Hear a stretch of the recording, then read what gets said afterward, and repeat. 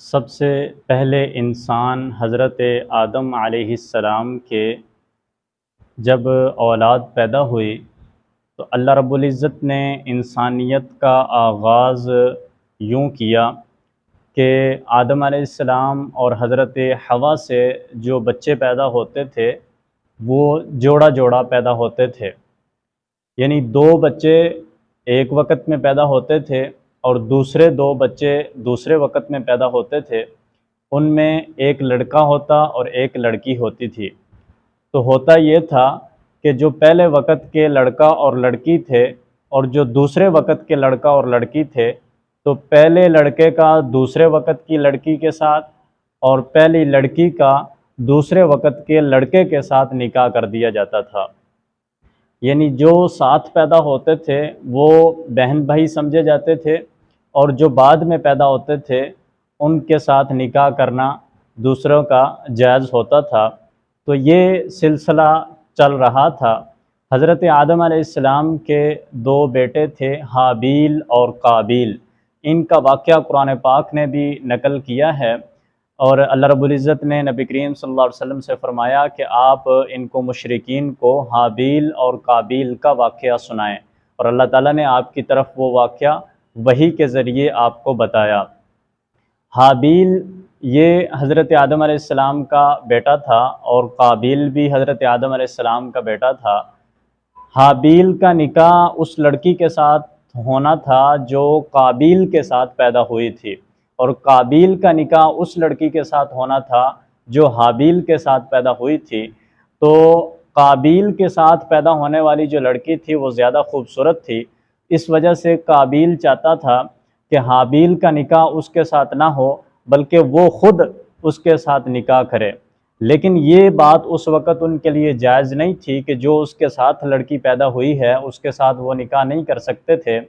تو حضرت آدم علیہ السلام نے بھی قابیل کو یہ کہا کہ آپ حابیل کو اپنی بہن کے ساتھ نکاح کرنے دو۔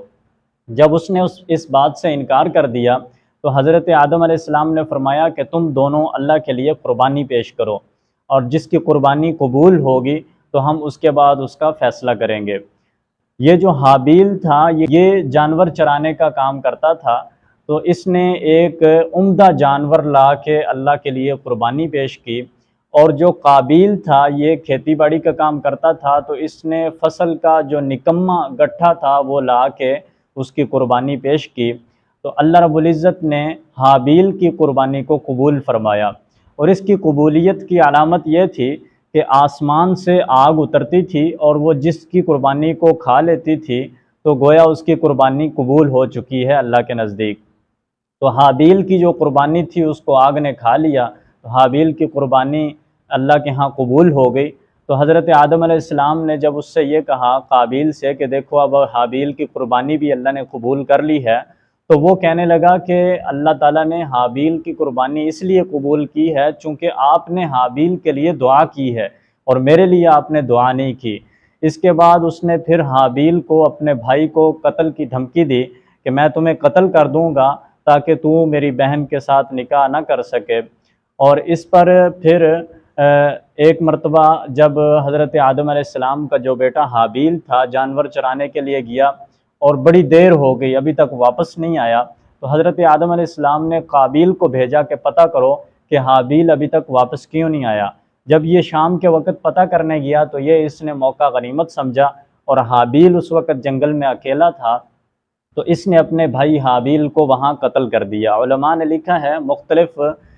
اس میں روایات ہیں کہ کس چیز کے ساتھ اس نے قتل کیا۔ بعض نے یہ لکھا کہ اس کے ہاتھ میں لوہے کی کوئی چیز تھی جو اس نے حابیل کے سر پر ماری اور اس کو قتل کر دیا، اور بعض نے یہ لکھا ہے کہ حابیل سویا ہوا تھا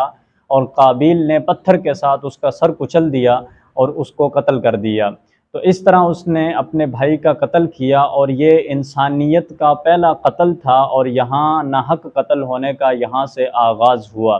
اب دنیا میں جتنے بھی قتل ہوتے ہیں حدیث مبارکہ میں آتا ہے کہ ان تمام کا گناہ اس قابیل کو بھی پہنچتا ہے جس نے سب سے پہلے ناحق قتل کرنے کا آغاز کیا تھا۔ یعنی جو بندہ جس برائی کا آغاز کرتا ہے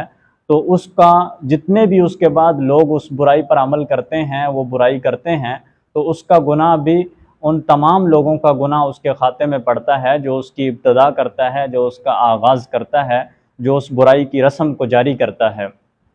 تو اس لیے اس قتل کا اور دنیا میں جتنے بھی قتل ہوں گے تمام کا حصہ قابیل کو بھی پہنچتا ہے۔ اسی وجہ سے نبی کریم صلی اللہ علیہ وسلم نے ارشاد فرمایا کہ قاتل اور مقتول دونوں جہنم میں جائیں گے۔ تو صحابہ نے عرض کیا یا رسول اللہ، قاتل تو سمجھ آتا ہے کہ جہنم میں جائے گا چونکہ وہ قاتل ہے، اس نے ظلم کیا ہے، زیادتی کی ہے، تو مقتول جہنم میں کیوں جائے گا؟ نبی کریم صلی اللہ علیہ وسلم نے ارشاد فرمایا کہ مقتول اس وجہ سے جہنم میں جائے گا چونکہ اس کا بھی ارادہ تھا اس کو قتل کرنے کا۔ ہاں یہ الگ بات ہے کہ اس کو موقع نہ مل سکا اور یہ خود قتل ہو گیا اس سے پہلے، اگر اسے موقع ملتا تو یہ اس کو بھی ضرور قتل کر دیتا۔ یعنی جب بھی دو مسلمان آپس میں تلوار اٹھاتے ہیں تو دونوں کا ارادہ ایک دوسرے کو قتل کرنے کا ہوتا ہے، البتہ ان میں سے ایک کو موقع ملتا ہے تو وہ پہلے وار کر چکا ہوتا ہے اور دوسرے کو قتل کر دیتا ہے۔ اگر مقتول کو موقع ملتا تو وہ بھی اس کو بدلے میں قتل کرتا۔ تو جب حابیل کے بھائی قابیل نے اس کو قتل کیا اور قتل کرنے کا ارادہ کیا تو حابیل نے اسے یہ کہا کہ اللہ تعالیٰ پرہیزگاروں کی قربانی کو قبول فرماتا ہے، اور تو نے اگر میرے ساتھ برائی کا ارادہ کیا ہے، یعنی مجھے قتل کرنے کا ارادہ کیا ہے، تو میں تجھے قتل نہیں کروں گا اور اپنے ہاتھوں کو تیرے قتل میں اس گناہ میں ملوث نہیں کروں گا، میں اللہ تعالیٰ سے ڈرتا ہوں۔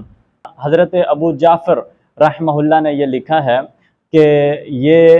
قابیل جو تھا اس کو دنیا میں ہی اللہ رب العزت نے سزا دی تھی، یعنی جو ظالم ہوتا ہے انسان، جو ظلم کرتا ہے دوسروں پر، تو اللہ تعالیٰ اس کو دنیا کے اندر بھی عبرتناک سزا دیتا ہے اور آخرت میں بھی اس کے لیے بڑی دردناک سزا ہے۔ دنیا میں اس کو یہ سزا ملی کہ اس کی جو پنڈلی تھی وہ ران کے ساتھ چپک گئی، اور اس کا جو چہرہ تھا وہ سورج کی طرف رہتا تھا، یعنی سورج جس طرف سے طلوع ہوتا اور جس طرف جاتا تو اس کا چہرہ بھی ساتھ ساتھ جاتا تھا، تو یہ دنیا کے اندر اس کو سزا مل گئی تھی۔